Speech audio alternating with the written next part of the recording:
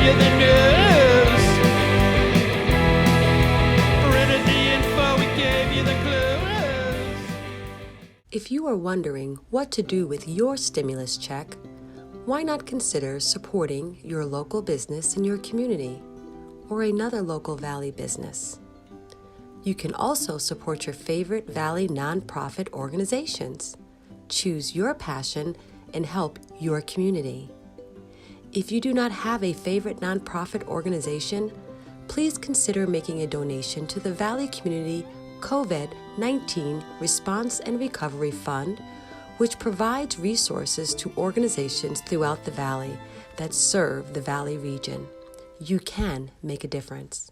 Hey everybody, welcome to Navel Gazing, the Valley Indy podcast. My name is Eugene Driscoll of valleyindy.org. This is, as always, a special episode of valleyindy.org. I don't know about you, and maybe the panel could pick up on this right before we began.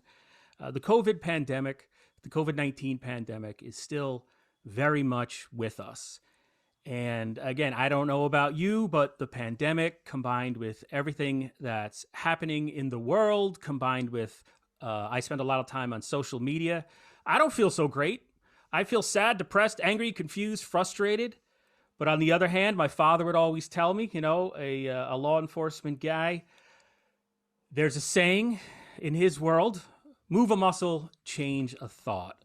So I think during this podcast today, a goal is going to talk about how you can take action to help businesses and organizations in the Valley who've been impacted by the COVID-19 pandemic. I think we're all on the same page there. And I'll introduce this panel. These are the top dogs. These are the people who know what's what in the Valley. So I'm a little nervous. I'll throw it out there right at the start. But my first guest, Bill Purcell, the president and CEO of the Greater Valley Chamber of Commerce. Mr. Purcell, welcome to your first appearance on Navel Gazing. Thank you so much, Jane. Happy to be here. And next, Valerie Knight DeGangi, who is a program officer with the Valley Community Foundation, who's essentially my co-host at this point because she's been on so many times. Nice to see you again, Val. It's always good to be here, Eugene. And then David Morgan, who has quickly established himself from what I hear. He's Mr. Valley at this point. He's the president and CEO of Team Incorporated. Welcome back, Mr. Morgan. Hi, Eugene. Thanks for having me. Thanks for having us. And last but certainly not least is David Kennedy, the interim president, chief operating officer of the Valley United Way, making his second, maybe third appearance on this podcast. Hello, Mr. Kennedy. Eugene, it's great to be here with you. Thanks. Yeah, and it's a real pleasure to have everybody here. I think this is hugely important. David Morgan, I wanted to start with you. The VCF had reached out to me, the Valley Community Foundation, and said, hey, can we have people come on to talk about, in general, some ideas to stimulate the local economy, and especially in terms of COVID-19. And one of the major initiatives that's taking place in the Valley and has been for quite some time is this COVID Response and Recovery Fund. Did you want to introduce to our listeners or people who may not be familiar the object here? What is this fund and how does it help people? Thank you, Eugene. Again, it's a sobering thought that we are actually looking soon to be the 1-year anniversary of when the ugly realities of the coronavirus pandemic came crashing down on our state of Connecticut.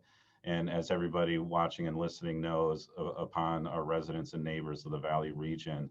And the innovation of the Valley Community Foundation, the Valley United Way, the Greater Valley Chamber of Commerce, and the Valley Council for Health and Human Services reacted very quickly with great insight as well on not only how to respond to the immediate crisis of this pandemic, but also to keep our eyes on the horizon for recovery. And, almost every 20 minutes, Eugene, we have to reevaluate, are we in response? Are we in recovery? And often we realize through the lens of what this fund is all about, in many examples, depending on what the need is or the crisis, we are pivoting back and forth from response to recovery. And our goal today with you, and again, you always shine the light on what matters most for the Valley, is to let people know that it is needed as much today as it was 10 months ago, and it will continue to be needed for the generosity and support for contributions to the Valley Community COVID-19 Response and Recovery Fund. And I am just one of more than 40 nonprofit organizations of the Valley Council that is in the front line addressing basic needs, food insecurity, first responders, hospitals, healthcare, behavioral health, social emotional supports, and many more needs bearing down on far too many Valley residents. So the need is immense, and we hope that, and we know it's a difficult time to ask for people to support, but we can all agree, we run into neighbors and people who do have some capacity who want to help. I just do a terrible job telling them how they can help. And this is where you came in and give us this platform to say, here's a great way to make a meaningful difference in the Valley. And so maybe I'll throw it over to Valerie Knight DeGangi because she is from the Valley Community Foundation. And that, I know I made a donation. I went to the VCF website and it was very easy to do. So Val, maybe you can go through people who maybe they have a couple of bucks left over from the stimulus check that we got. How can they donate? And is there a minimum amount? How do you do it? Eugene, we'll take whatever amount anybody is willing to share with us. At this point, every little bit helps. And as you've said, there is the opportunity, maybe some folks do have some money left from their stimulus check that they would like to share. It is, as you said, a very simple process. Go to thevalleyfoundation.org. There is a donate now button on our website. You can click there. It goes through the entire information. If you'd rather just to send a check in to our 253-A Elizabeth Street address in Derby, 06418, we'll be glad to take that check from you as well. And one of the things that is also great about this fund, I mean, sometimes, I said before we went live, I exist on social media, which can kind of eat at your soul, but in other ways, it's wonderful.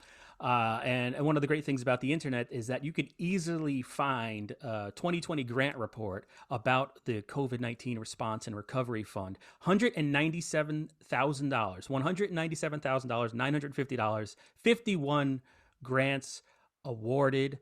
In round one, you're talking about $2,000 to the Agency on Agency of Aging of Southern Central Connecticut, $2,000 to provide food for homebound older adults, area congregations, $5,000 to support the purchase of personal protective equipment and cleaning supplies.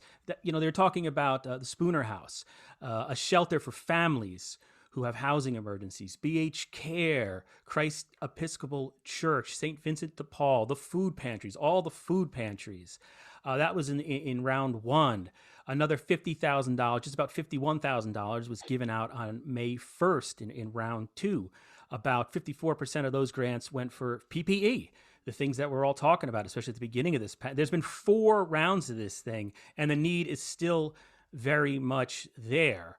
And if you go to, it's valleyfoundation.org. Again, if you take away one thing from this podcast, it's valleyfoundation.org to make a donation. But, I've heard a lot. I'm going to ask Bill Purcell next. I mean, just on Friday, it was, and I don't mean to be a negative Nancy, but 2 businesses, 2 relatively new businesses announced they were closing, a deli in Ansonia and a cake shop up in Seymour. And COVID-19, the economy was at least cited in part as a reason for these closures. So, Bill, I'm wondering, first, do you have any idea of how many businesses have closed because of the pandemic thus far? Is anybody keeping track of that? Yeah. Well, first of all, thank you for the opportunity to share with you. And I want to echo your thought of move a muscle, change of thought. Mine is better to light a candle than to curse the darkness. And that's certainly what we're all doing here in establishing this COVID-19 fund. It's a good question. And I saw your account of the 2 businesses shuttered, one for extenuating circumstances. Friend Alyssa, who's also enlisted in the military, so she's having some career pull as well with her beautiful bakery. But the industries that have been particularly hard hit is the service sector, certainly the restaurant industry. The Connecticut Restaurant Association, as of November, pegged the number at about 600 restaurants that were closed. And they're fearful that that number might go as high as 2,000. The National Restaurant Association, the latest data that I had, was over 10,000 restaurants across the country have shuttered. Some have shuttered by design and temporarily, right, through the winter. In fact, without naming names, there are a couple of local restaurants that made a decision to close their doors as of December 1 with an eye towards opening up in April or May when we can get back to outdoor dining. But the industries that were particularly hard hit, certainly the hospitality and leisure. In addition is the hotel industry, the occupancy, and particularly here in Shelton, where we have half a dozen hotels along Bridgeport Avenue. The occupancy rate has plummeted because of the loss of the employment in these office buildings. Not necessarily the loss of employment, but the fact that people are at home and not coming in, commuting into this community. That's the case in downtown Hartford. It's the case in downtown New Haven. It's certainly the case in Midtown Manhattan, right? So you think about the impact of these major employment centers. 25,000 people that on February 1st of 19 came into Shelton every day, as an example. About 50,000 jobs here in our valley, up and down the 7 valley communities. So the loss of that influence of those employees, the headcount, really has been devastating. That comes back to why the relief package, and it begins today, Eugene, is the second round of PPP, the Payroll Protection Program, which really is a lifeline for the restaurant, for the hospitality industry, for the service sector that's been particularly hard hit. So we haven't quantified statewide. I was looking for some data, but certainly the restaurant industry, that's the one that's probably been most significantly impacted by this public health crisis and the resulting economic crisis. And I was amazed looking up all the businesses that in the Valley that benefited from that program the first go around. And it's really amazing. It's been important and a lifeline to a lot of businesses. But okay, so Bill, I concentrate. I'm the negative Nancy because I'm the reporter. Now, sure. Bill, what can I do? What can people listening to this, what can we do to support our businesses in some meaningful way? How can we, restaurants and not to just harp on restaurants, but I live in Derby, and my office was in Ansonia until last March.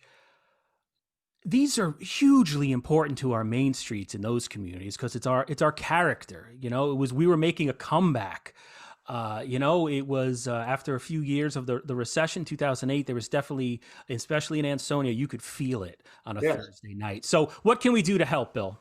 Well, and in many ways, the beat still goes on because I don't want to paint an entirely gloomy picture. Because understand, Eugene, that the governor made the decision along with David Lehman early on to keep manufacturing open, to deem all manufacturing as essential. So manufacturing never shuttered, and as you know, in many ways, the economy here is driven by the manufacturing sector, as well as construction. So those two industries kept going. So in terms of construction, nothing has really been delayed in our downtowns, right? They continue apace.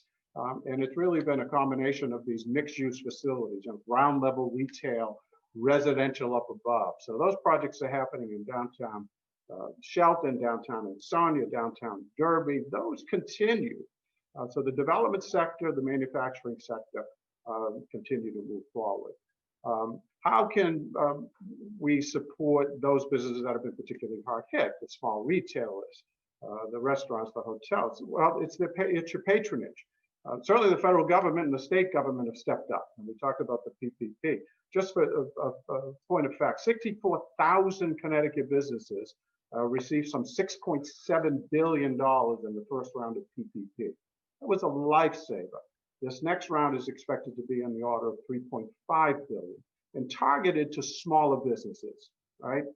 Targeted to smaller businesses, under 500 employees. These are loans under 10 million, but most of them would be around $100,000, right? $150,000. That's sort of the average, is 100,000 from that first round. Coupled with what the state did. So the governor set up two funds. One was the $50 million fund, 50% of which went to the most distressed communities in the state. Derby and Ansonia being on the top 10, all right? Those were $5,000 grants that were awarded the end of December and the first part of January to both for-profit and nonprofit businesses. Then there was a second round of 38 million. It was about 2,000 loans made by the state. You didn't have to apply for it. It was simply an analysis of your tax receipts. And some of those restaurants, hospitality, retailers suddenly received a check in their infusion in their checking account. It's a gift, thanks to, once again, the governor using CARES Act funding. It was passed through. Both of them were passed through federal dollars, no impact on the state budget. So naturally, what can we do? We can patronize our local businesses. If you don't feel comfortable going in, you can go online. You can get gift certificates, right? Thinking in advance. So cash is the oxygen for small businesses today. So patronize your local businesses. Your old habits are hard to break. I'm concerned, certainly about the Amazon impact. So we want to buy local. It's the classic, sort of chamber speak. Buy local. If you want the local bookstore or the local restaurant to be here after the pandemic, you have to support it now. So that's our call to action. We have on our website the Valley Eats as an example. So we're driving our members to support local business wherever and whenever possible, because we want to make sure that the fabric of our communities is growing post this pandemic. So we're looking another 6 months out. So those are my thoughts. Yeah, Valley Eats. That's a great a great Facebook page as well too. There's a lot of great info on there. And then, Mr. Kennedy, from the Valley United Way. I mean, between the Valley United Way and the Valley Community Foundation, the good those organizations do in the community is, you can't understate it. I get messages, especially the last couple of weeks, where I don't know. I got a sense that things took a turn when unemployment ran out and people started to get a little nervous. I had people messaging me, where can I get food bank info? And thank God for the Valley United Way, because it's right there. That's the first thing that comes up, and you're able to point people to all the resources that are available out there. So how has the Valley United Way been impacted by the COVID-19 pandemic? I know that's sort of a broad, open question, but how are you getting through it? And how are you suggesting to people that they help, or how can they help? It's a great question, Eugene, because it's kind of the hidden part behind the Valley in a good way. We talk about businesses, the things that people see, the restaurants, the retail.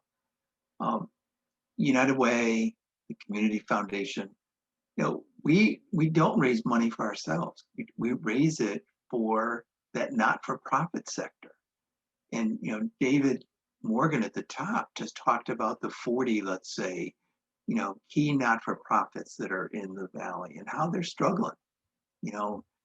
All of them are employees. And one of the things about the not-for-profit sector is, right, sometimes you don't have the money to pay people, but somehow people just keep on working because they know that they've got life just a little bit better than some others. So what does that mean for United Way? Our focus is primarily on supporting 18, almost 50% of the not-for-profits in the Valley. We strengthen families, we help people in crisis, we prepare youth to succeed. But all of those 18 organizations are struggling. Thank goodness, that's why we joined forces with the Community Foundation, with the Chamber, to put the COVID fund together, because that's who needs it. It's almost like the first line of folks that you have to support so that they can help others. Kind of the giving, rather than giving a person a fish, you teach them to fish, or whatever that old-fashioned analogy is.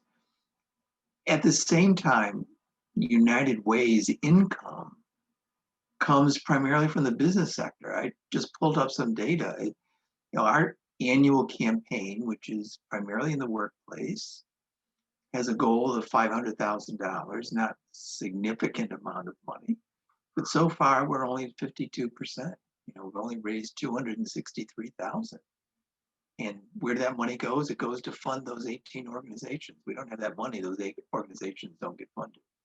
And then where are I'm sorry. How does that compare to previous years? Where are you usually in the percentage?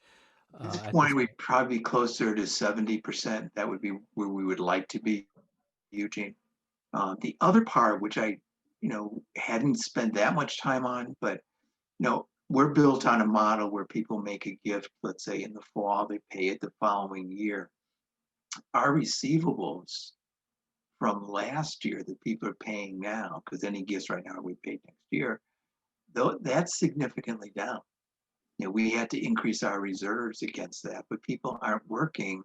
And so that's impacting the gifts that they made last year that they can't pay, as well as making new gifts. So I don't want to be that negative Nancy, or because so many have stepped up, but there are lots of opportunities to help in little ways, particularly with the financial. I know Val talked about the COVID funds, and you go out to valleycommunityfoundation.org, and there's an opportunity to give there.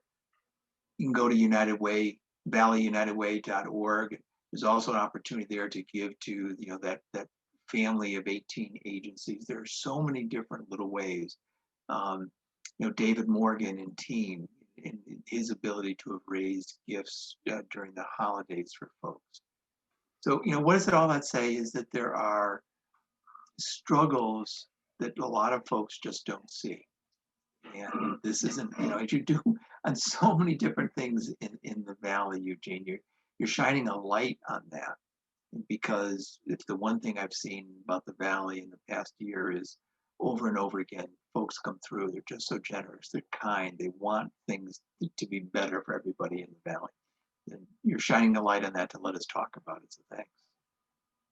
Oh, that's my pleasure. Valerie, I wanted to ask you, in terms of the COVID fund, so people can donate at valleyfoundation.org to the Response and Recovery Fund. But what about people or organizations that want to apply? You had indicated in an email there's a different process. There is, Eugene. We, as a committee, met a few weeks ago to determine what the next phase of this process was. And in order for us to be even more responsive than we have been, and as you know, we gave out 4 rounds of grant making last year, we're now changing this process to become rolling, so that as an organization comes with a need, we are going to be addressing that as soon as we can, and hopefully have a turnaround time of 60 days or less. Right now, the very first interest area or topic area for that part of the phase is going to be focused on vaccination related expenses. So that could be anything from people setting up a vaccination site, or vaccination awareness, or how important the vaccines are, educational materials. There's a wide variety of expenses that are occurring as it relates to the whole vaccination process, as you can well imagine, and things that weren't necessarily budgeted for by any of the groups that are taking that on. So we are responding to that. It is my understanding, and I didn't get a chance to check it right before I went on this podcast, but it is my understanding that we have opened up that application process on our website, the www.valleyfoundation.org website, for those folks who are in need of grant support. So if you are in need of having some funding, please visit us for that need, and we're considering grants between $1,000 and $5,000 for vaccination awareness and related expenses. That's great to hear. See, now I feel better already. Like, just talking to this group, I feel better. I physically feel better than I did before I hit record. So I very much appreciate that. But what I want to do right now is just throw it out there, because you're the experts. You're the people that are helping others and helping to move the community through these times. So is there anything else anyone wanted to add that I haven't touched upon? I'd like to, Gene. First of all, as you know, back in December, we did a webinar for our members in partnership with the Community Foundation and the Valley Council. The Valley's response to the pandemic, a conversation with our public health and medical experts, and it featured Dr. Fred Brown, the Chief Medical Officer of Griffin, Pat Charmel, the President of the hospital, the Jessup, the Naugatuck Valley Health District. And it was a wonderful way to kind of showcase how this community has mobilized around this crisis and meeting the public health crisis head on and addressing the impact on our most vulnerable citizens. I want to just fast forward to that. And I start the week very hopeful. Just yesterday, Griffin Hospital turned the key on their vaccine distribution center right below our offices here at 10 Progress Drive. The line is out the door today, and this is the 75 and older cohort, and this will go all day long. Jess at the health district has also opened up a vaccine center, distribution center at the Seymour Community Center. So that is paramount, right? Getting people vaccinated is key to the economic recovery. So I'm very hopeful and encouraged that that is taking place. The second point is, you know, the business community here in the Valley has really been extraordinary in how they have responded, you know, through their generosity. You know, whether it was supporting the COVID Fund, supporting United Way, those campaigns are underway, and I'm a proud director of the United Way with David as well. Dave Morgan's Toys for Kids, I know was very successful, David, and you know, it's individuals and businesses stepping up. Their response to the food crisis, you know, witness Dr. Soferman, 35 years in a row, you know, waving down traffic dressed as a pilgrim, supporting the Spooner House. So in ordinary and extraordinary ways, this business community has really stepped up to support our most vulnerable citizens. I couldn't be prouder, but there's more to be done. My last point is there are many people that have been unscathed by this, truly unscathed. And people wonder, they scratch their head, why is the stock market so high? And the reason is, of course, the federal stimulus has helped to prop up. But there's a whole segment of our economy that has been unscathed. And people have, in certain sectors have seen bonuses and raises, right, to get through this crisis. And their spending is down, particularly in the service sector. They're not going out as much. Therefore, their savings has gone up. So savings across the country is really at an all-time high. So the economists will say there's this pent-up demand, right? And once we're feeling safe, you know, that the public health crisis is under control, that there will be a splurge. But in the meantime, I think the message here today is, how can I light a candle rather than curse the darkness? What can I do as an individual working for one of these companies or as an employer to support our most vulnerable, through the United Way, through the COVID Fund, or directly to an agency of your choice, directly to an agency of your choice. So that's the message I think we want to impart today. You know, it's funny, Eugene, in talking with some friends, when they got the last round or the latest round at the beginning of the year of the stimulus fund, you know, the $600, you know, that folks were getting, there were a number of people who said to me, you know, I don't really need this. I wish there was a way that the people who aren't hurting as much as I am, you know, got $1,200. You know, I would have happily done that if it had been more for people in need. So that's why, you know, a very simple ask is, if you really didn't need the full stimulus, just that one, you know, and there may be more coming, and you'd like to share that with people in the Valley who need it, the COVID Fund is a real simple way to do it. I know we talked about that earlier, but I just want to say again, it's valleycommunityfoundation.org, and to donate that there. What's amazing about the Valley, here I am, I'm talking about United Way. I need to raise money, but I'm promoting somebody else's need. That's so much the Valley that we decided that the Community Foundation was the best place for people to go through, because they had the best staff, including Val, you know, could oversee all of this process in the community for us.